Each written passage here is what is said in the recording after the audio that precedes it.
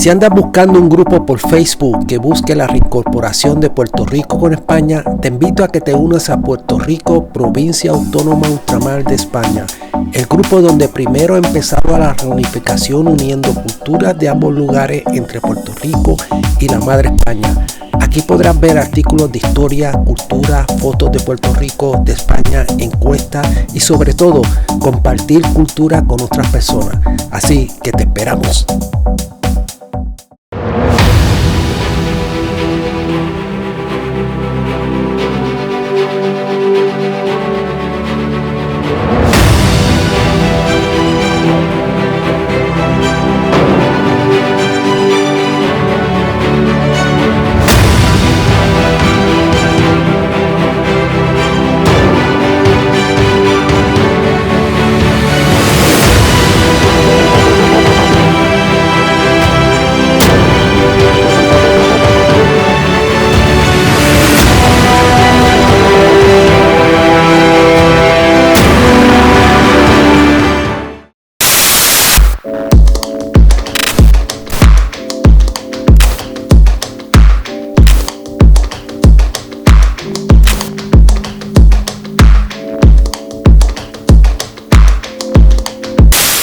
Estamos aquí, bienvenidos a las personas que nos están viendo.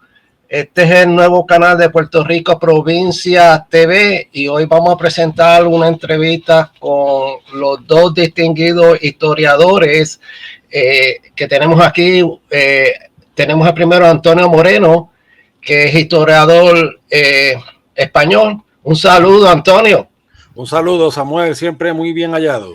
Ok, y tenemos al otro distinguido historiador, Emilio Acosta. Un saludo, Emilio.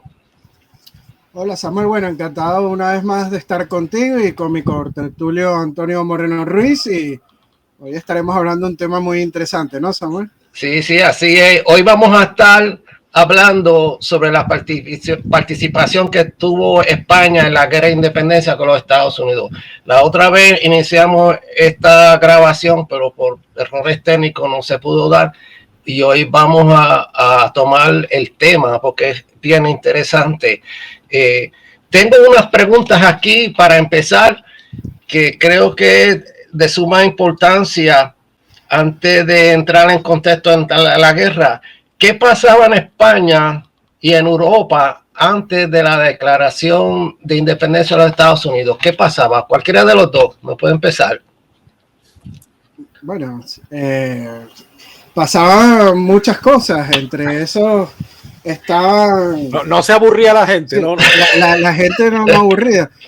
Hay que decir que la Revolución Francesa es más o menos de la misma época con la independencia de Estados Unidos. Había un movimiento, sobre todo filosófico, en cuanto a las letras, muchos pensadores como Montesquieu, como Rousseau, y se estaba respirando un aire como de revolución en Europa. Y eso no solo afecta a Europa, también afecta al otro lado del charco, sobre todo a las posesiones británicas en Norteamérica, ¿no? Pero también suceden otras cosas. Vemos que los británicos empiezan a apretarle un poco las tuercas a los colonos, tratando de cobrarles más impuestos, y a la hora de tocarle el bolsillo a todo el mundo, pues eso le molesta, y ahí empiezan las revueltas, sucede el motín del té en Boston, sucede una serie de cosas, ¿no? Y Antonio, ¿qué sucedía en términos políticos, económicos, social? Que más o menos bueno, Emilio explicó. Añadiendo lo que dice Emilio, Francia y España estaban imbuidas en la política del llamado Pacto de Familia Borbónico, que en Europa se conocía como las dos coronas, y las dos naciones pues habían entendido que el enemigo era Inglaterra o el Imperio Británico, como lo queramos definir. Es una potencia emergente que entiende que su dominio se basa en el dominio del mar, que está penetrando a lo largo y ancho del mundo y que se está peleando especialmente con Francia, porque hay que recordar que fue Francia, por ejemplo, la que empezó penetrando en la India. Los británicos logran expulsar a los franceses del Canadá. Hay que decir que la colonización francesa del Canadá fue bastante similar a la española. No fue así en África o no fue así en el Caribe, pero sí fue en Canadá, por ejemplo, hay que reconocerlo. Y entonces, pues, todo ese ambiente de revolución, claro, todavía la Revolución Francesa va a tardar, pero como dice Emilio, algo se estaba respirando en el ambiente. Se está respirando, ya los filósofos estaban escribiendo y dando ideas. Se está respirando también esa potencia británica, esos continuos enfrentamientos. Hay que pensar que los británicos a la mitad de ese siglo habían intentado invadir la monarquía hispánica, fracasando en Cartagena de India. O sea, ellos tenían la idea de que tomando Cartagena de India partían el continente en dos y divide y vencerá. Ellos nunca contaban con que serían humillados por Blas de Lezo, un marino cojo, manco y tuerto. Y entonces estamos en un periodo de cambio, en un periodo de potencias siempre una detrás de otra. Y como bien dice Emilio, la chispa salta con el tema de los impuestos. Salta primero porque las colonias, las 13 colonias, el pequeño germen de lo que es Estados Unidos no se parece mucho a lo que es la actual potencia. Estamos hablando de un rincón en el Atlántico Norte con 13 colonias más bien pobres, que nada tiene que ver a la opulencia de su vecino virreinato de la Nueva España, porque la Ciudad de México era probablemente una de las ciudades más ricas del mundo, y estamos en esa tesitura. Y España, entendida como monarquía hispánica, lógicamente, por su razón de vecindad en América, no va a ser ajena a lo que allí está pasando. No podemos olvidarnos de un hecho muy importante, que es la Guerra de los 7 años, que se dio antes de la independencia de los Estados Unidos. La Guerra de los 7 años enfrentó tanto al Imperio Británico contra el Imperio Francés, y el Imperio Español pues apoya en esta causa a los franceses, ¿no? Y en esta guerra los franceses pierden lo que es el norte, los territorios del norte, ¿no? Lo que sería actualmente Canadá, ¿no? Y entonces ya vienen estos roces entre Inglaterra, España y Francia, y bueno, con este caldo de cultivo que se inicia en las 13 colonias con los impuestos, pues viene Francia y España pues a querer ayudar a estos colonos para poder destrozar de alguna manera o perjudicar al Imperio Británico. Con un añadido, Emilio, porque ahí hay incluso un genocidio silenciado, porque muchos criollos de origen francés fueron masacrados por los británicos, otros muchos tuvieron que exiliarse en los acadianos. Claro, los acadianos, que muchos acaban repartidos por el Caribe, otros acaban en la Luisiana, cuando Luisiana en la época de Carlos III de gobernación española. O sea, la suerte de los acadianos no fue muy diferente de la suerte que tuvieron los irlandeses con las manos bajo las manos inglesas, pero bueno, tú sabes, esta nación tan ilustrada, tan civilizada, pues esas cosas se silencian oportunamente para echarle la culpa a España de todos los males del mundo. O sea, ¿y España en ese momento tenía alguna relación con las 13 colonias o era que simplemente estaban aprovechando como para hacerle la guerra a Inglaterra? O sea, ¿por qué? O sea, ¿qué relación había entre las 13 colonias y España en ese momento? Si es que había una. Había una relación comercial curiosa, a través del puerto de Boston, ¿no? Había una relación de vecindad. O sea, pensemos que la Luisiana no es el actual estado del sureste. La Luisiana es todo el camino francés al Canadá, que yo no sé si abarca como 14 o 15 estados. O sea, Missouri en aquella época también se le decía que era la Luisiana. Entonces la monarquía hispánica, Samuel, estaba muy pendiente de lo que ocurría en las 13 colonias, primero porque había una relación comercial, segundo porque la monarquía hispánica siempre se ocupó de tener tanto espías como observadores. O sea, le llamamos espías cuando es oficial y observadores cuando es extraoficial. Uno de los que crea un gran servicio de información es malagueño, como Bernardo de Galvez, Luis de Unzaga. Yo hace poco tuve la oportunidad de entrevistar al doctor Frank Cazorla, que es probablemente el mayor experto en la figura de Unzaga, y Frank Cazorla insiste mucho en eso, en esas relaciones fluidas, a tal punto de que parece ser que es Unzaga el primero que habla de unos Estados Unidos. Por tanto, esa relación existe tanto a nivel comercial, a nivel de pesca, como a nivel de vecindad, y que lógicamente España, desde la época de Felipe II, tiene muy buen servicio de espionaje, desde el Caribe al continente, y a España le interesa todo lo que ocurre allí. ten en cuenta lo que significa en esa época el río Mississippi para la navegación, para la comunicación. O sea, que estamos hablando de que de repente el camino francés para el Canadá pasa a la monarquía hispánica. Nada más y nada menos.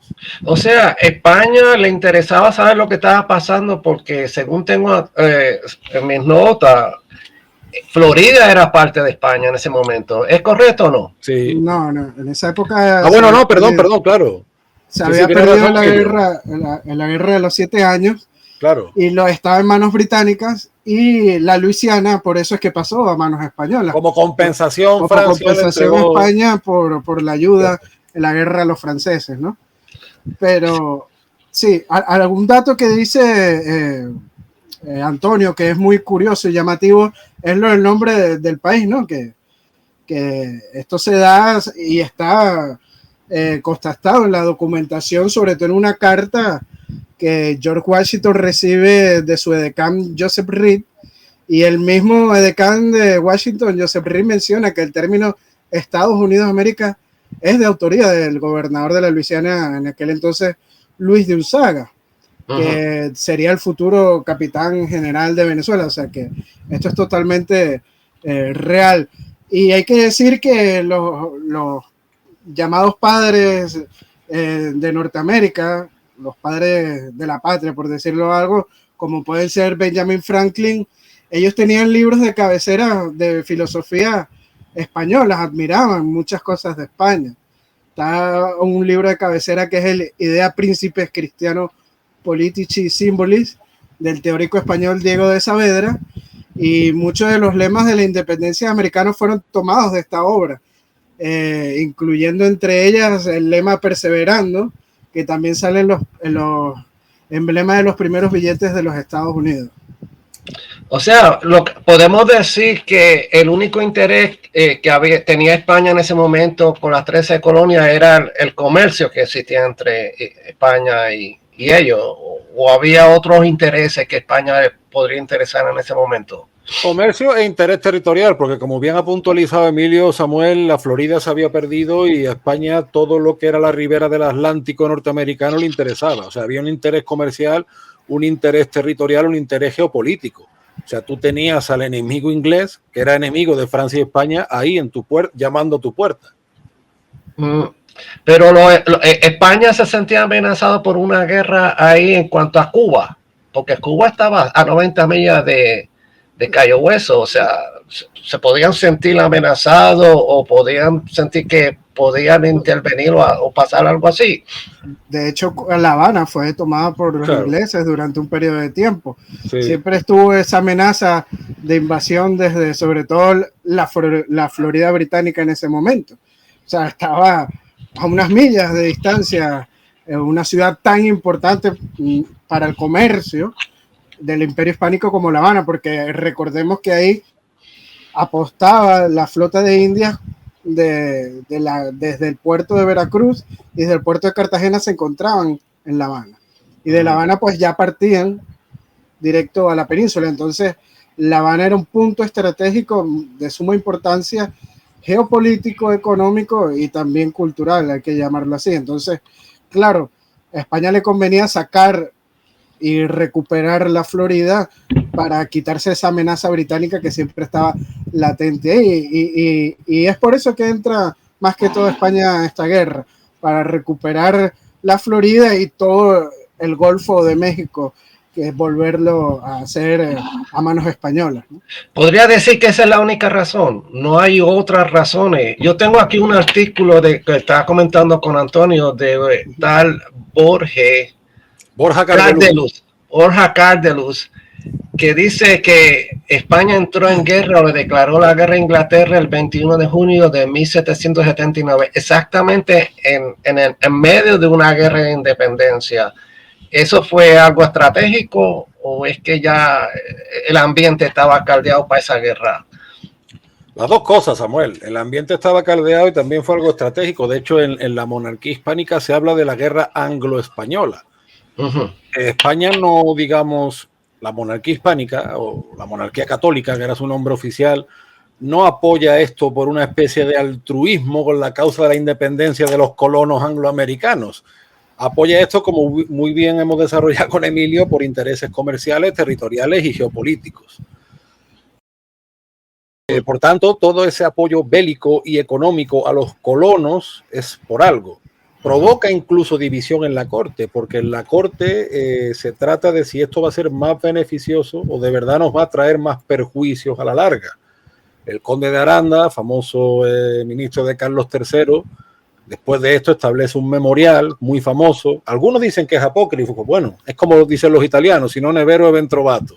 Y él dice, esta república que nació pigmea se va a expandir a nuestra costa, y él ya ve el peligro que se puede convertir Estados Unidos. Los Estados Unidos a los que un español dio nombre y a los que un ejército hispanoamericano, porque tanto Gálvez como Unzaga, los grandes gobernantes y militares españoles, consigo llevaban puertorriqueños, cubanos, mexicanos, costarricenses, venezolanos, incluso irlandeses, criollos franceses, negros, mulatos, indios.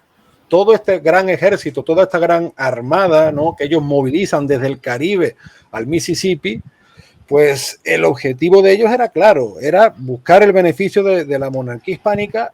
Y hay una división en si se reconoce a los rebeldes o si no. La monarquía hispánica tarda realmente en hacer, porque aunque Unzaga es verdad que le da el nombre y él mismo sí lo reconoce, a nivel oficial hay quien dice que los colonos angloamericanos se quedaron resentidos porque los trataron como gente de segunda.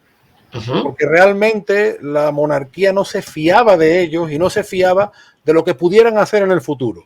Tú estás hablando de la monarquía española en ese Correcto.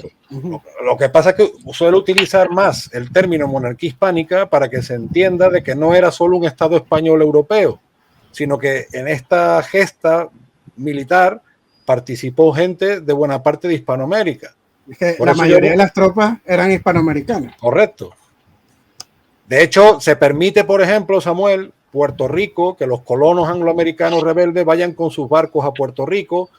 El amigo Ferran Núñez, del diario Españoles de Cuba, él siempre recuerda los donativos que hicieron las damas de La Habana para esta causa que se consideraba una causa de la monarquía española, de la monarquía hispánica, ¿no? Como decimos, no es que hubiera una especie de altruismo romántico. Y de hecho, entre los mismos colonos angloamericanos, Samuel, también hay una división sobre si debemos ser amigos de España o si debemos retomar la amistad con Inglaterra y enfrentarnos a España. Es obvio cuál fue la tendencia que triunfó. ¿Cuál fue la consecuencia de esta intervención de España con la guerra de independencia? ¿Tuvo algún beneficio después de la guerra? Sí, bueno, tuvo varios beneficios, sobre todo para ambas partes.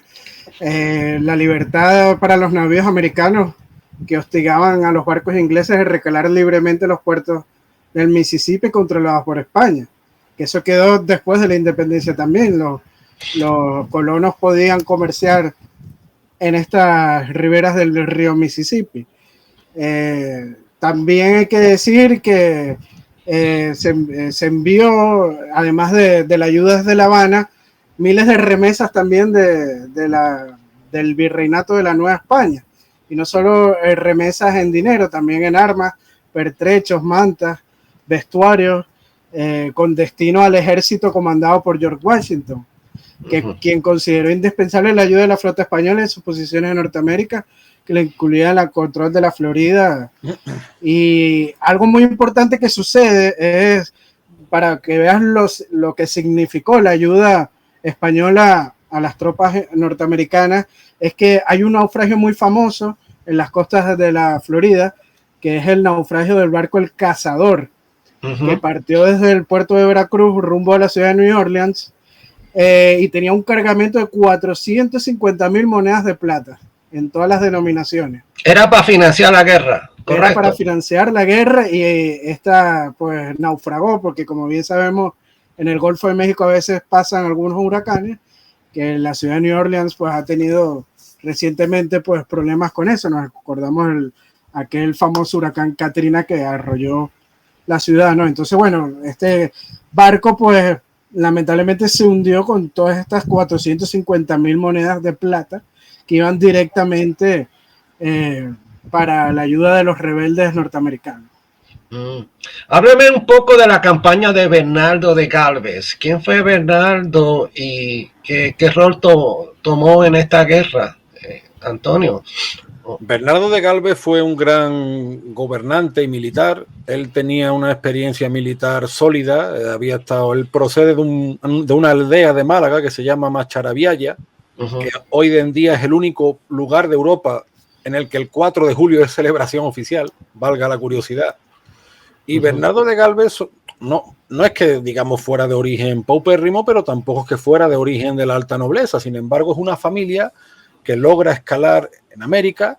Tanto él como su tío como su padre forman una especie de dinastía criollada, y él es gobernador de la Luisiana, ha sido militar con sólida experiencia en lo que se llama la pachería, pacificando territorios, tanto con indios aliados como con indios enemigos. O sea, es un hombre que tiene una gran habilidad diplomática, tiene una vasta cultura, y él es uno de los hombres mejor informados, junto con Luis de Unzaga, de lo que está pasando. Por tanto, Bernardo de Galvez tiene un papel fundamental porque es el vencedor de batallas tan famosas como Pensacola, que en aquella época Emilio creo que se llamaba Panzacola, no es el nombre original, y Movila o Mobile en inglés.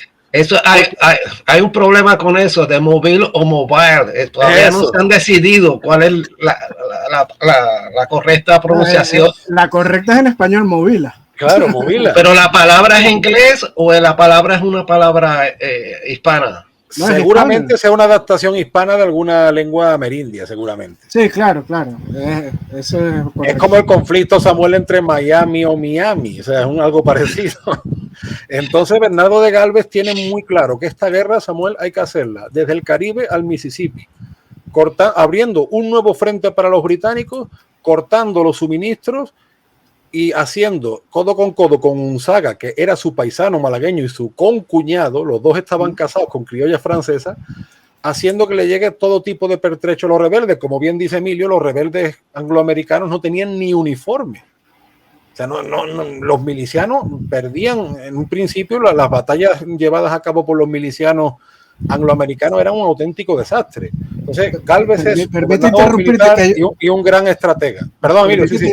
Hay un dato muy interesante sobre, imagínate de cuánto fue la ayuda, que cuando se imprimen los billetes, los rebeldes en Estados Unidos, ellos lo hicieron que estos billetes tuvieran una constancia o tuvieran un valor recompensado en reales de 8 españoles, y estos reales de 8 venían justamente de la ayuda española, o sea, estaban respaldados por los reales de 8 que venían de la ayuda norteamericana, de española, que diga.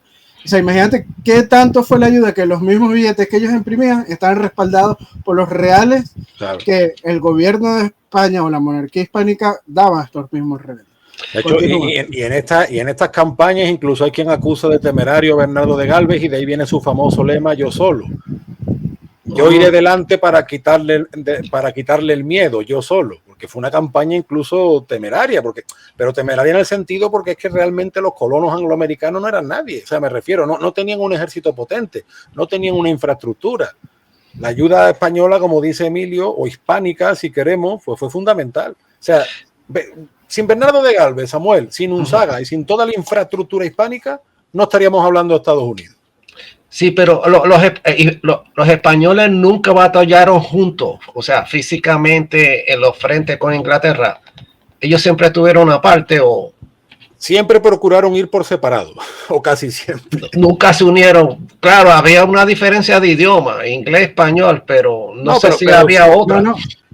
Ojo, que durante la campaña por el Mississippi hay tropas. No, sí. De hecho, el famoso cuadro de Augusto Ferrer Dalmau bajo dos banderas. Nativos americanos, claro, también.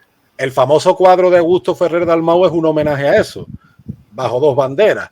Pero sí es cierto, como te digo, como que los españoles siempre procuraron ir por su lado. Aunque sí es verdad que hubo confraternización, había la diferencia del idioma, pero es que, como te digo, la monarquía hispánica tenía tantos espías y tantos observadores que siempre se conseguían algún intérprete. Incluso algún indígena que hablaba español, también existía eso. O sea, el famoso indio Jerónimo, como dice María Elvira Roca Barea, hablaba español. Eso siempre pasó en América del Norte.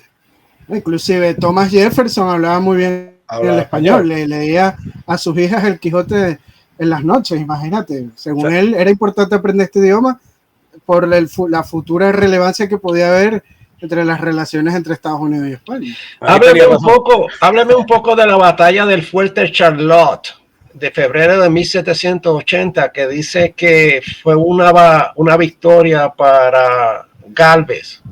¿Tienen alguna información que dar? Eso se dio en febrero de 1780 y era una ciudad que los británicos protegían estratégicamente, sobre todo para la ciudad de Mobile, ¿no? de Movila.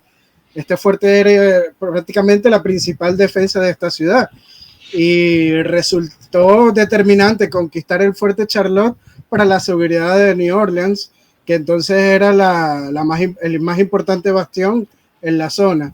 Y al mismo tiempo posibilitó el posterior ataque contra Pensacola que se dio en marzo de 1781, que fue el último emplazamiento británico en el Golfo de México.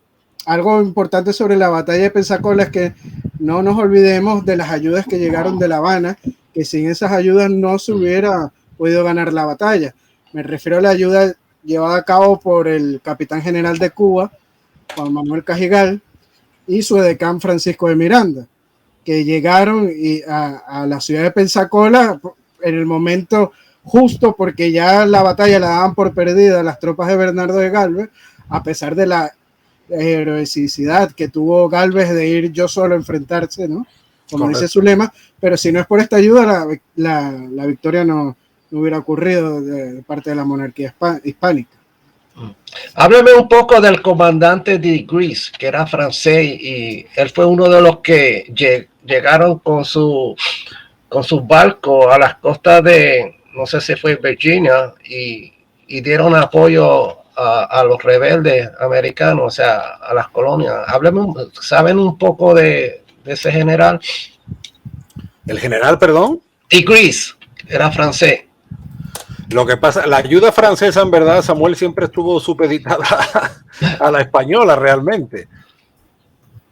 O sea que ellos intervinieron, acorde a la película que filmaron de Petro, ellos intervinieron solamente por la parte de marítima. Ellos no llegaron, no mandaron tropas. No, bueno, y en Estados Unidos muy famoso el personaje de Lafayette, ¿no? Y sí, o sea, hubo también una intervención francesa, ¿no? Lo que ocurre es eso, que realmente quien más arriesgó, porque tenía mucho más, tanto que ganar como que perder, fue España. Lo que pasa es que se ha dado una... Sí, en ese momento Francia lo que tenía en América era Haití y la Guayana francesa y algunas islitas como Guadalupe. Del Caribe, o sea, claro. Muy poco. Lafayette, por ejemplo, tú sabes que en Estados Unidos yo no sé cuántos pueblos, cuántas ciudades hay dedicadas a Lafayette. Es que de hecho la ayuda francesa a la independencia de Estados Unidos se conoce por este personaje. Más por Lafayette. Por Lafayette. Si no existiera Lafayette, ni se acordaran de la ayuda francesa. No, pero es curioso, Emilio, para que tú veas que siempre los Estados Unidos han tratado con mucha deferencia a Francia. De hecho, les han salvado el trasero en 2 guerras mundiales. A España no solo no le devolvieron el favor, sino que muy pronto se volvieron contra ella. O sea, esas dos tendencias que hay en Estados Unidos, de decir nos amistamos con España o vamos al final por desgracia triunfó la otra tendencia. Pero ojo, que ellos al inicio no querían la enemistad con España. El plan de ellos era expandirse hacia el Canadá.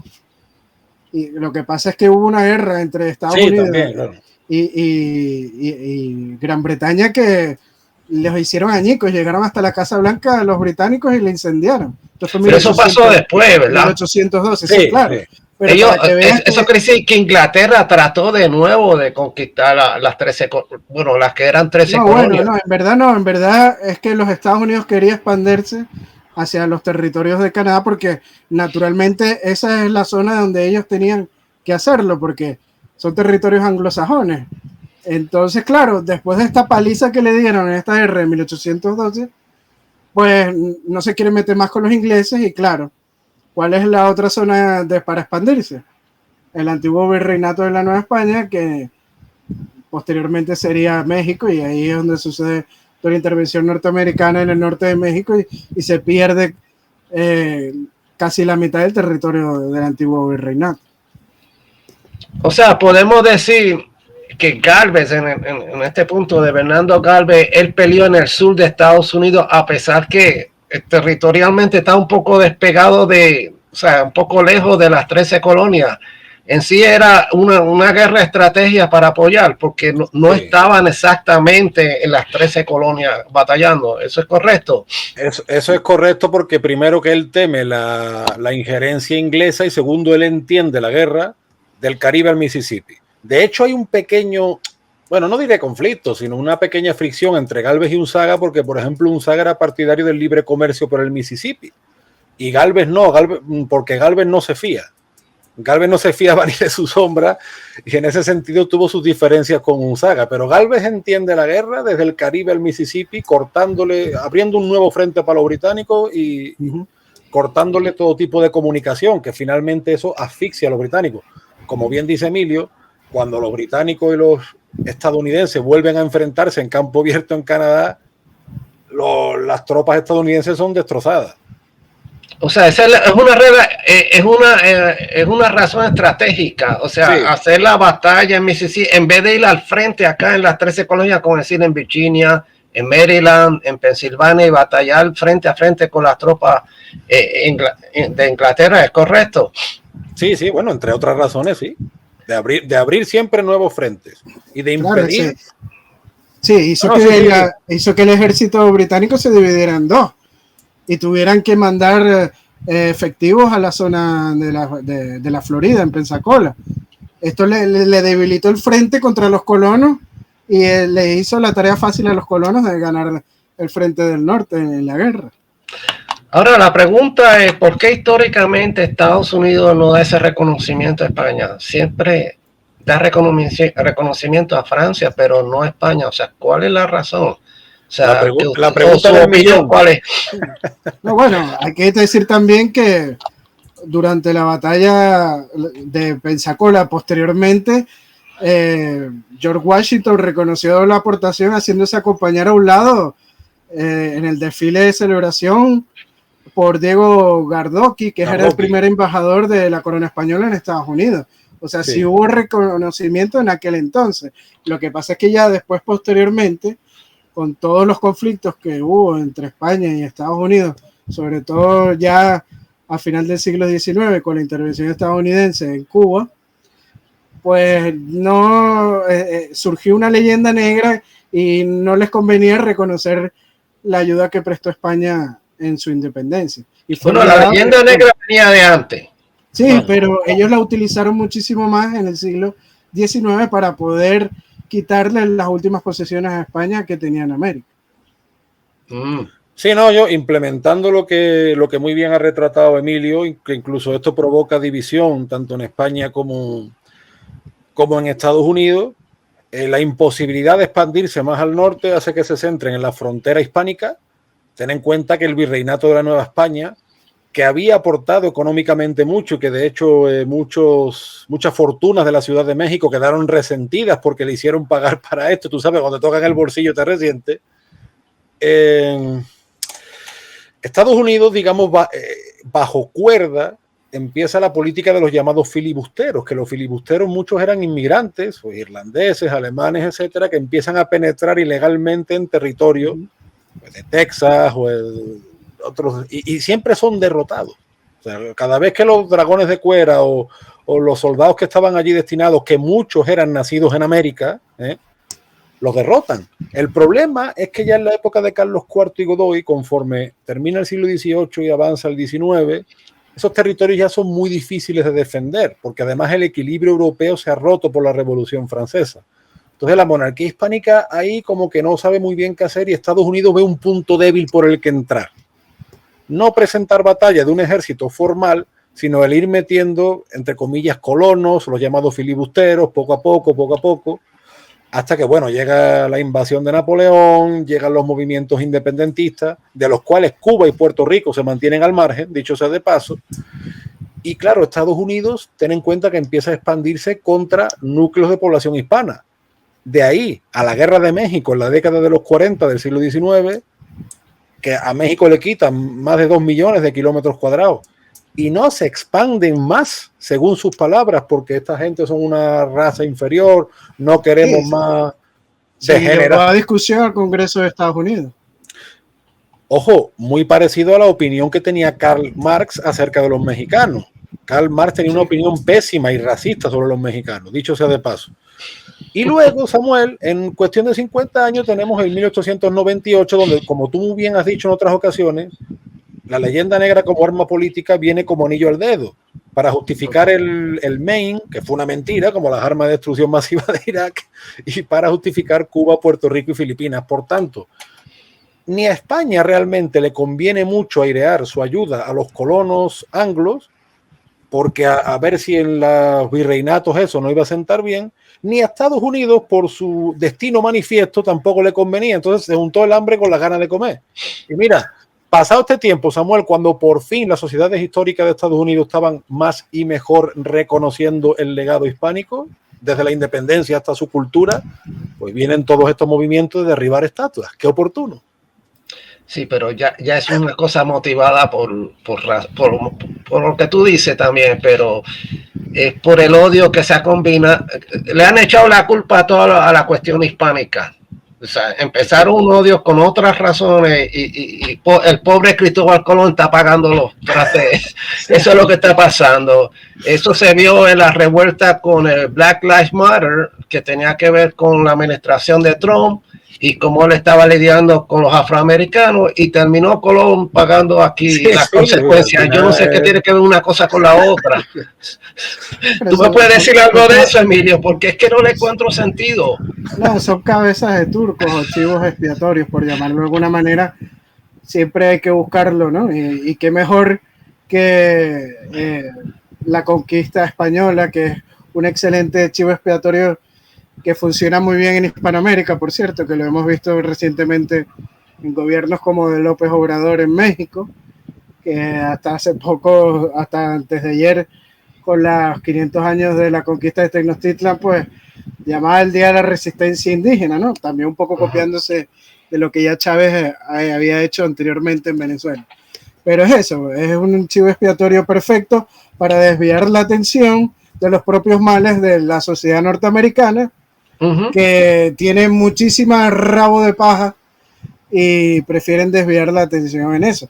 Pero hay que decir que los padres fundadores de los Estados Unidos admiraban el sistema español, de tal manera que inclusive lo observamos en el escudo estadounidense, que es inspirado en el escudo imperial español de los Reyes Católicos, que tiene el águila sosteniendo la flecha, de similar diseño y disposición que el escudo norteamericano, ¿no? También lo vemos en las 7 partidas de Castilla, que hay mucha legislación en estados de los Estados Unidos, valga la redundancia, que las tienen presentes.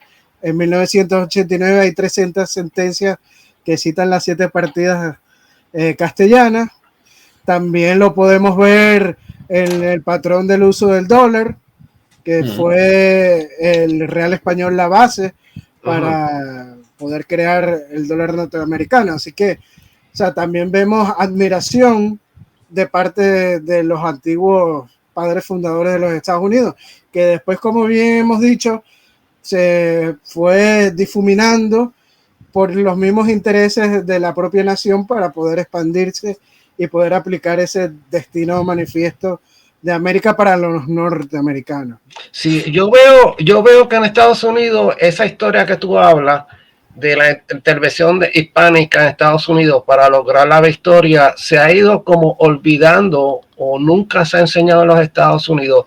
¿Ustedes creen que eso es debido a la leyenda negra o es debido a la guerra hispanoamericana que sucedió en 1898, que todavía Estados Unidos ve a España como algo, qué sé yo, algo de tocar de lejos? No tiene que ver con nosotros. ¿Qué ustedes opinan de eso, Antonio? Puede ser, Samuel, pero sí te digo, por ejemplo, un primo mío que estudió en Estados Unidos y él me decía, claro, yo te estoy hablando, mi primo es mayor que yo, y te estoy hablando quizás a finales de principios, mediados de los 90, donde él me decía curiosamente que sí le hablaban de la aportación española a la independencia. Él estaba por la zona de Missouri en aquella época.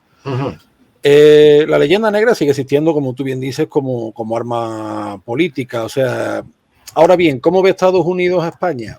Pues es complicado por los intereses geopolíticos. Por un lado, España y Estados Unidos son socios en la OTAN, pero por otro lado, Estados Unidos siempre ha intuido el peligro de que España pueda tener liderazgo en el mundo hispanoamericano, que él considera su patio trasero. Es decir, entonces, pues tiene una relación bastante difícil. Y como te digo, a mí lo que no me sorprende, pues ya no me sorprende casi nada, es que cuando más sociedades históricas en Estados Unidos estaban saliendo por fin reivindicando este legado hispánico, pues viene esta fiebre de derribar a Cristóbal Colón, a Juan de Oñate y a Junípero Serra, en fin, y a tantos otros, porque claro, te tienes que ir desde la Florida hasta California, tienes que cruzar un continente entero con influencia hispánica, ¿no? Entonces yo creo que sí, que claro, todavía colea la leyenda negra, todavía colea el 98 y bueno, pero sí es verdad, yo creo, Samuel, eso, que hay un sector, pues no sé si se reduce a los historiadores, pero sí hay un sector de historiadores, de estudiantes de español en Estados Unidos que desde hace tiempo está viendo las cosas de otra manera, creo yo. Aquí en Estados Unidos yo he visto mucho entre los anglosajones hispanos, que no acusan tanto a los españoles y que haber masacrado durante la época de la conquista, porque también aquí se les reprocha de que los anglosajones mataron y casi exterminan a los nativos americanos.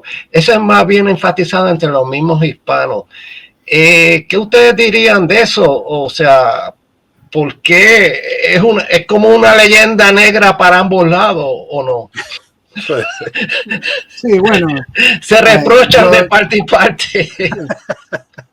Bueno, yo desde mi experiencia personal, que yo viví en Estados Unidos, en Chicago, los anglosajones, lo primero que me decían cuando yo decía que era español era: oh, España, hermoso, quiero ir de vacaciones, un paraíso. Y no, me decían, ¿qué haces aquí? Claro, ellos pensaban que yo vivía allá, no, pero yo estaba viviendo por un tiempo definido, no para siempre. Entonces, o sea, era positivo la primera impresión que yo le decía. Igual con los hispanos o los hispanos criados en Estados Unidos, muchos mexicanos, lo primero que me hablaban era del fútbol, el Real Madrid, el Barcelona, o sea, era una impresión positiva. Yo creo que lo negativo viene más que todo de las jerarquías políticas, ¿no? Que, como dije antes, buscan un chivo expiatorio para quitarse ellos esa culpa de que ellos fueron los que masacraron a los nativos, y entonces, bueno, pero la mayoría de Estados Unidos era España, los malos son los españoles, no los antepasados de nosotros. Pero eso es más que todo las jerarquías políticas, y lamentablemente mucha gente del pueblo que no es letrada, que no ha leído, pues ahí se lo creen, ¿no? ¿Y tú, Antonio, qué tienes que decir de eso?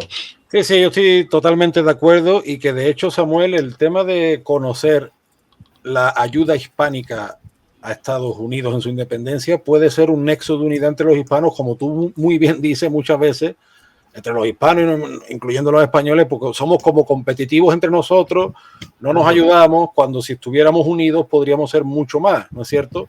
Entonces, quizá esto que estamos haciendo, de poner en valor esa ayuda hispánica a la independencia de Estados Unidos, pues sirva para que por fin los hispanos tengan una conciencia propia y común y escriban su propia historia y no se sientan acomplejados, porque el hispano no es un recién llegado a Estados Unidos. La lengua española llegó a Estados Unidos en el siglo XVI, poco después de llegar a Puerto Rico ya llegó al continente.